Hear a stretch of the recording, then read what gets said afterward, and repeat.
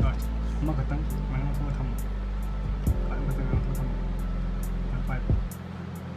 ชี้ทำเราใช้ไปนะการมีแต่ขั้นเรื่องนี้มั้งนะเราทนอันนี้ก็แบบชี้อุ่นยังไงจ๊ะชี้อุ่นยังไงจ๊ะชี้เจมันโทษชี้เรื่องนี้มันโทษชี้เราวันนี้มันขับชนนี้ชี้เราวันนี้โลกประสบสมัยห้าสิบปีช